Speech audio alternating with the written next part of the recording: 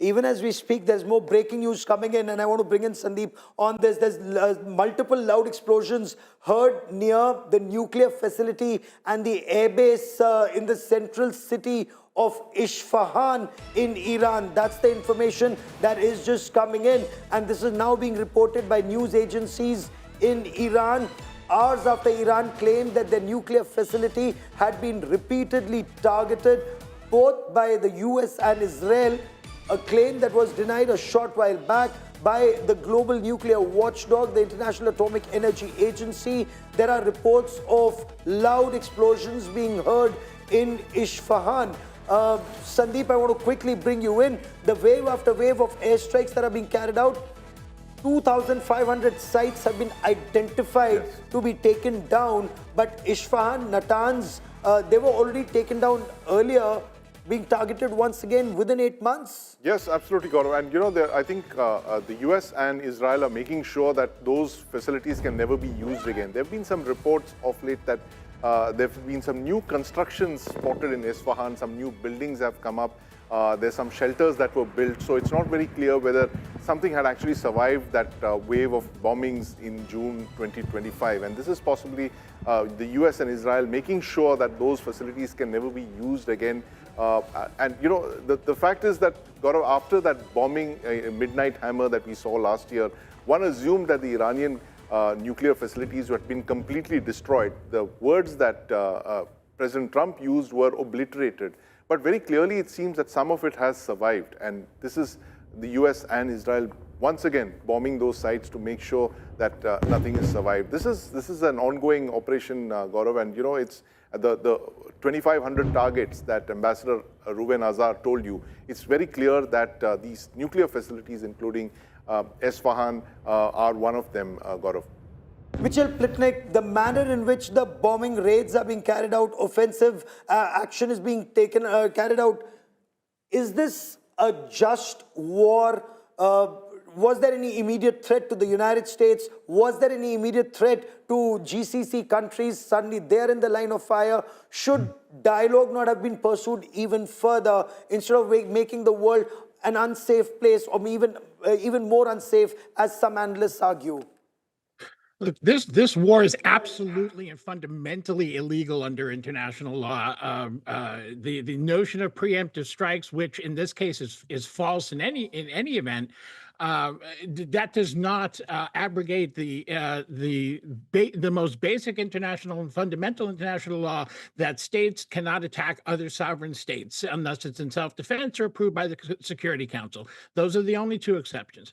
Neither one of these apply here. So for the legality, even aside, it is based on, much as previous wars have been, on a falsehood. There is no threat of an Iranian nuclear weapon. That has been the assessment of national intelligence in the United States since 2007, and it has not changed, including under Donald Trump. It was reaffirmed by his own director of national intelligence just last year in congressional testimony. So this is just not true that there is a threat of an Iranian nuclear weapon. The missile program that is at issue with Iran certainly does make Iran a more formidable opponent, and therefore would be viewed as more of a threat, certainly by Israel and by the United States. But the Iranians have never used those missiles in an offensive first strike manner.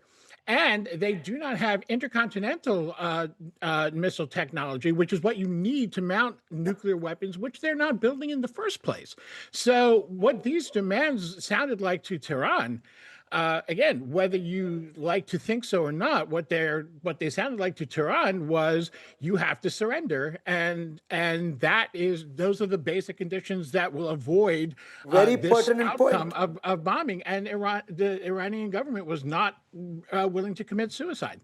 So, Berzin Wagmar, respond to this. There was no immediate threat of a nuclear bomb being made, and clearly, what was the immediate provocation that another 24 to 48 hours for talks couldn't be given, and that a war had to be undertaken, which is being described as blatantly illegal? It's not UN sanctioned. You know, this would indicate one day you can go and attack Maduro in Venezuela, another day you can decapitate the head of Iran, the third day you could do it to any third country.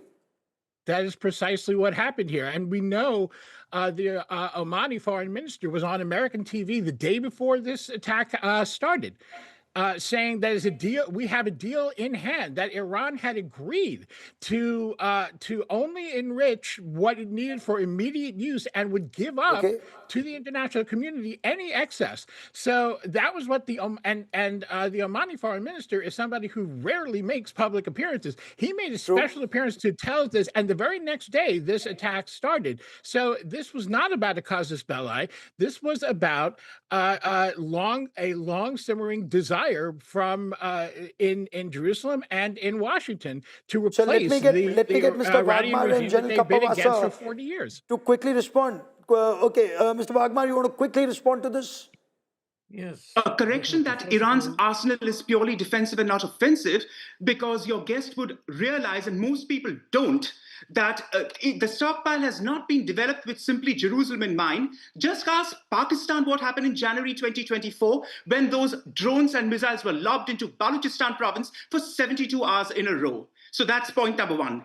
And point number two, Iran has prevaricated and uses these techniques of sleight of hand all the time. So to say that it was only up to 60% weapons grade enrichment and not touching 90% flies in the face of Director General Rafael Grossi's report of last May 2025, which was submitted and which led to a formal declarative by the IAEA's members to say that Iran is in violation and is coming up to 90%. That needs to be pointed out too. However, Sandeep, should this not have been a UN mandated offensive to ensure that it's not some countries that try and call the shots, or the United States that think it can get away by doing something in Venezuela on day one, Iran day two, tomorrow they could try and target a third country on day three? Yeah, absolutely, Gaurav. You know, and to carry out such unilateral operations is something like, you know, the law of the jungle. I mean, you have completely arbitrary use of force against regimes. I'm not going into the, the ethics of those regimes or, the kind of human rights records that they have, but you can't do this kind of thing. It's expressly forbidden. There is a rules-based order that came up in post-1945, but, these clearly don't apply to the United States. The last 30 seconds I have on this part of the show. You want to respond to that? Israel very well justified in responding to terror post October 7, 2023. Take down proxies, target Iran, but the manner in which a military offensive is being undertaken without United Nations being on board. Is this a new world order that we are looking at? First of all, it is a new world order a little bit, but it's this doesn't mean that what was said here is correct. First of all, Iran did launch missiles in our direction without any provocation from us back in April 24. That was the first time they did it, and then again in October 24. So it's they definitely used their missiles in order to hit us, and big salvos of 300 missiles were launched simultaneously. That was the case then. Now, secondly, about the intention to develop nuclear weapons, they did have the intention. They were having a group designed for that purpose, and the Americans didn't know about it until March 25. And when we briefed them in March 25, they changed their assessment, and they adopted our assessment that the Iranians are using this 60% and highly enriched uranium in order to produce 90% and move towards having nuclear weapons. Within a very short period of time, they were able to do that.